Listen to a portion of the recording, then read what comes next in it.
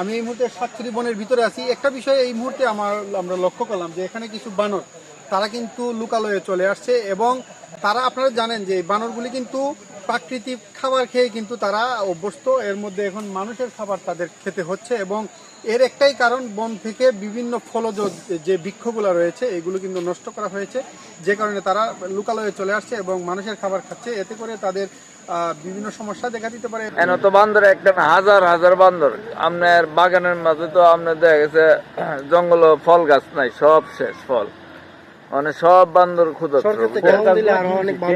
সব ফল গাছ কাইতে লাইছে কিছু হেরা কাটে, বুঝছেন? এটা হইলো হেরা করতে পারবো, কর্তৃপক্ষ হেরা করতে পারবো। এগুলা রাস্তাতে চলে আসাতে মানে ঝুঁকি আছে কিনা? আছে, লিক্স না, গাড়ি গুড়ি চলে, এই জন্য গাড়ি গুড়ি বানরগুলি দিনের তেমন অবস্থাকে অবস্থায় গাছ গাছে লেখাইতে ফল ফল পাইতেছে না, এই আধা দিয়ে ডাক দিলে নিচে দৌড়া রাস্তার সাইডে মানুষের ধরে। এদের খাবার নাই বলতে নাই, পাহাড়ের ভিতরে না থাকার কারণে এখানে শত শত বানররা কিন্তু তারা এখানে ঝুঁকি নিয়ে, জীবনের ঝুঁকি নিয়ে কিন্তু এই রাস্তার মধ্যে চলে আসে, যে সাধারণ মানুষ যদি কোনো কিছু খাবার দেয় সেটা তারা তাদের মতো করে এখানে মানে এক ধরনের প্রতিযোগিতা শুরু হয় খাবার পাওয়ার জন্য। তো এই ক্ষেত্রে আসলে বন কর্তৃপক্ষ এবং সরকারের এটা যদি ভালো উদ্যোগ নেওয়া হয় তাহলে এই বন্য প্রাণীগুলো কিন্তু রক্ষা পাবে। এমনিতে কিন্তু আমাদের এই এলাকা থেকে বন্য প্রাণীগুলো প্রায় উধাও। তারপরে যেগুলো রয়েছে তারাও কিন্তু যদি সামান্যটুকু বেঁচে থাকার যে খাবার সেটা না পায় তাহলে তাদেরও মানে বিলীন হওয়ার একটা আশঙ্কা।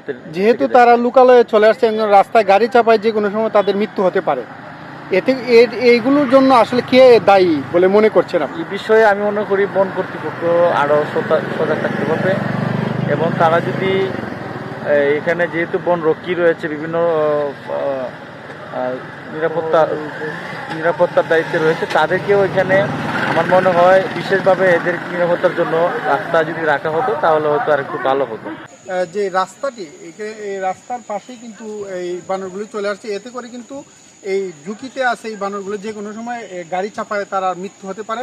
এবং এতে করে কিন্তু এখানে স্থানীয়রা যারা রয়েছেন তারা আমাদেরকে জানিয়েছেন যে এটার জন্য একমাত্র বাগান কর্তৃপক্ষই দায়ী। আমি মেইন রাস্তার পাশে আপনারা দেখেন যে এখানে কিন্তু বানরগুলি চলে আসছে। আপনারা একটা বিষয় জানেন কিনা আমি জানি না, যে তারা কিন্তু সবসময় প্রাকৃতিক খাবার খেয়ে কিন্তু অভ্যস্ত। হঠাৎ করে তারা রাস্তায় চলে আসায় কিন্তু এদিকে যেহেতু গাড়ি চলাচল করে এটি একটি রিস্ক হয়ে দাঁড়িয়েছে, এবং তারা কিন্তু এই লুকালয়ে চলে আসাতে একটি বিষয় আমি বলে দিতে চাই, তারা কিন্তু লুকালয়ে চলে আসাতে কিন্তু